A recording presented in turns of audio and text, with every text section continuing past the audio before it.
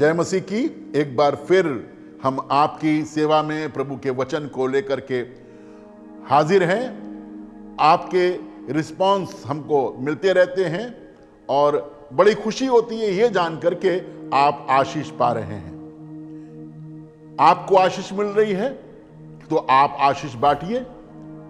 आशीष को बांटने से और आशीष मिलती है।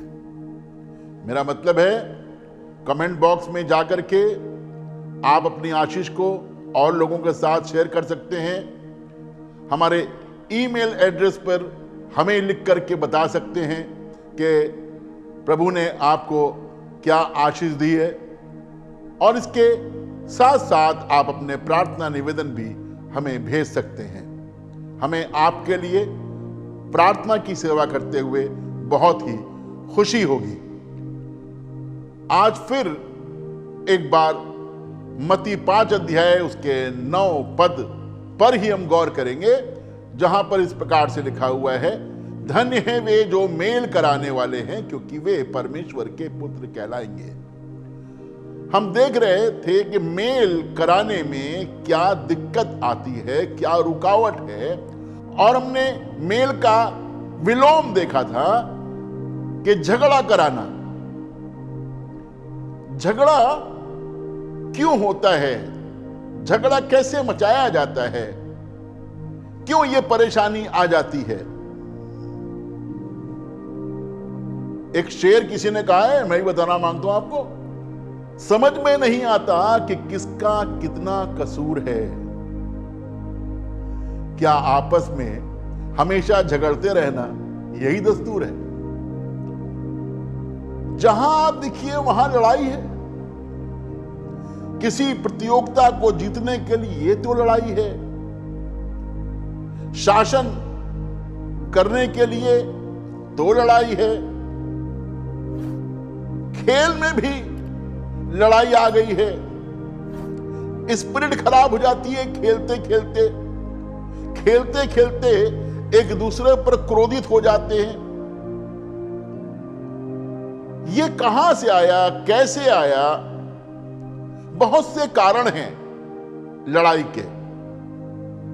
बाइबल उनमें से एक कारण हमें बताती है, और वो कारण आपको मिलेगा नीति वचन 28 अध्याय और उसका 25 पद का पहला हिस्सा है, जहां इस प्रकार से लिखा हुआ है, लालची मनुष्य, लिखा है लालची मनुष्य झगड़ा मचाता है। झगड़ा मचाता है। जो लालची है वो झगड़ा मचाता है। कहने का मतलब यह है कि जब दिल में लोभ आ जाता है, मन में लालच आ जाता है, तो झगड़े की शुरुआत होती है।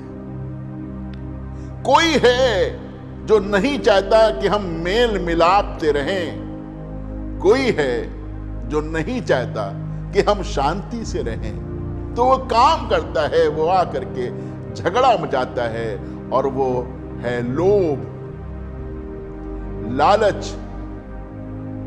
यूनानी भाषा में इसे फिलौशिया कहा गया है। फिलौशिया का मतलब होता है स्वार्थ। दूसरा तिमोथी 3 अध्याय उसके दूसरे पद को पढ़ेंगे तो पढ़ते ही पढ़ते आपको काफी कुछ मालूम हो जाएगा। सुनिएगा, क्योंकि मनुष्य स्वार्थी अंत के दिनों की बात कही जा रही है। हमारे आपके दिन की बात की जा रही है, जिस युग में हम रह रहे हैं उसकी बात की जा रही है। क्योंकि मनुष्य स्वार्थी, आगे और भी बातें लिखी हैं, सिर्फ इतना बताना मांग रहा हूं कि स्वार्थी। स्वार्थ का मतलब होता है केवल अपनी ही चिंता करने वाला, अपना ही ख्याल रखने वाला, अपने बारे में ही सोचने वाला, और दूसरों के बारे में कुछ भी चिंता ना करने वाला। ऐसे व्यक्ति को स्वार्थी कहते हैं, और इस आदत को कहते हैं स्वार्थ। बाइबल कहती है लालच मूर्ति पूजा के बराबर है। मैं किसी पूजा पद्धति का खंडन नहीं कर रहा हूं, लेकिन मैं ये बताना मांग रहा हूं कि जो व्यक्ति लालच करता है वो लालच को एक प्रतिमा बना लेता है और सारे काम वो लालच से ही करता है, क्योंकि उसे अच्छा लगता है और दिन रात बजाय ईश्वर की आराधना करने के वो लालच की ही आराधना करता रहता है। उसके दिल में, उसके विचार में लालच ही बसा रहता है। मेरे साथ निकालें पहला तिमोथी उसका 6 अध्याय और उसके 10 पद से पढ़िएगा, सुनिए। क्योंकि रुपये का लोभ, क्योंकि रुपयों का लोभ सब प्रकार की बुराइयों की जड़ है। सब प्रकार की बुराइयों की जड़ है। रुपयों का लोभ सब प्रकार की बुराइयों की जड़ है। गलत ना समझिएगा, रुपया बुराइयों की जड़ नहीं है।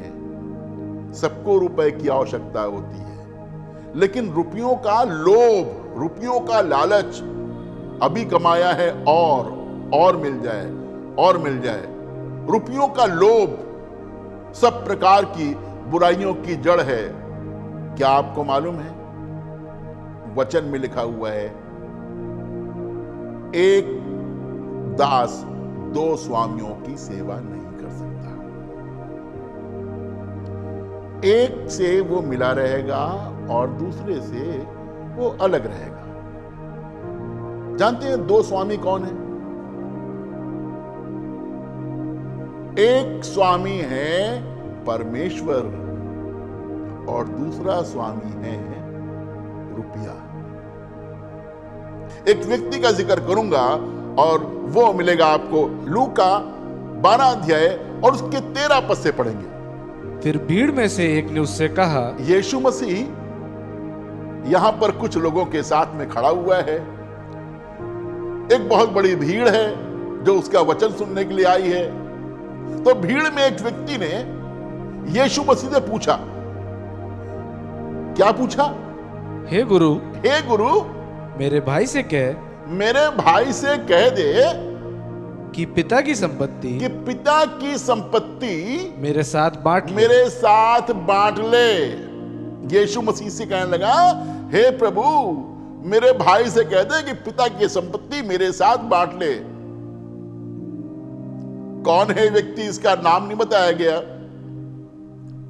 लेकिन जो ये कह रहा है वो रिकॉर्ड हो गया है कि पिता की संपत्ति को बांट लिया जाए। ये यीशु मसीह के पास आया भी है तो इसलिए रिक्वेस्ट कर रहा है कि मेरे भाई से कह कि संपत्ति का बंटवारा कर दे।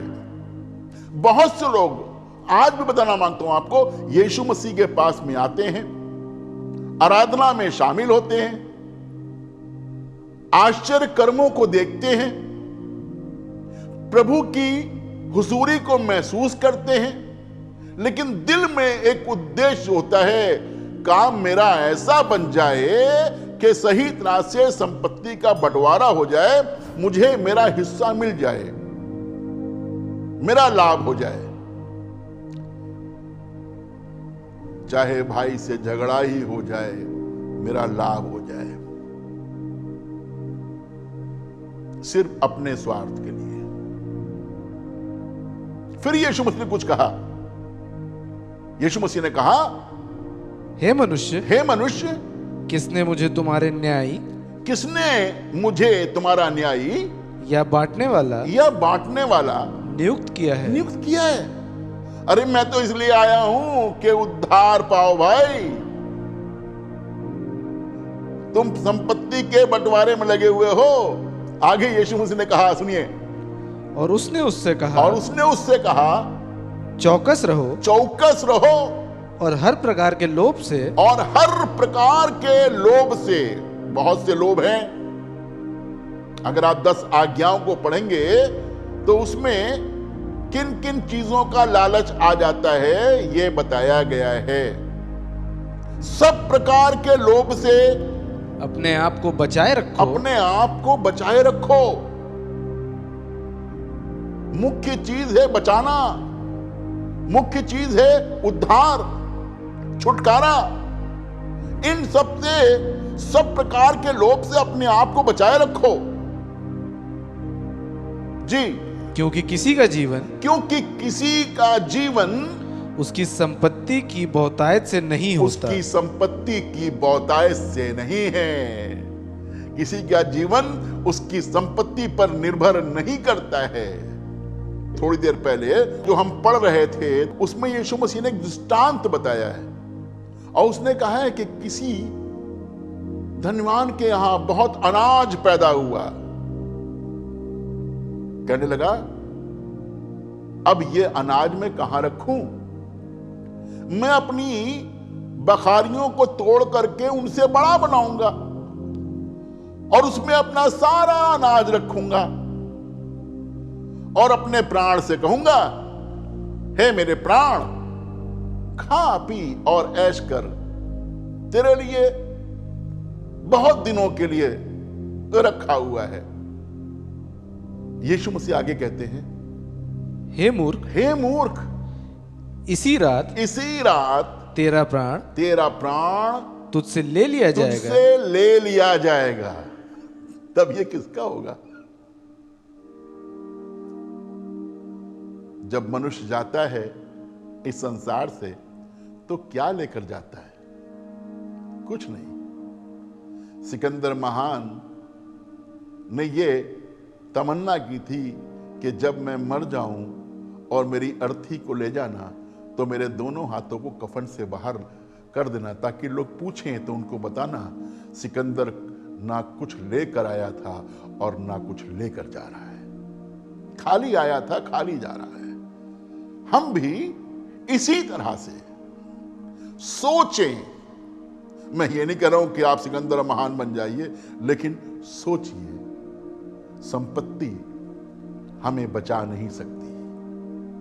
अनाज से, दौलत से, संपत्ति से हमारा छुटकारा नहीं हो सकता।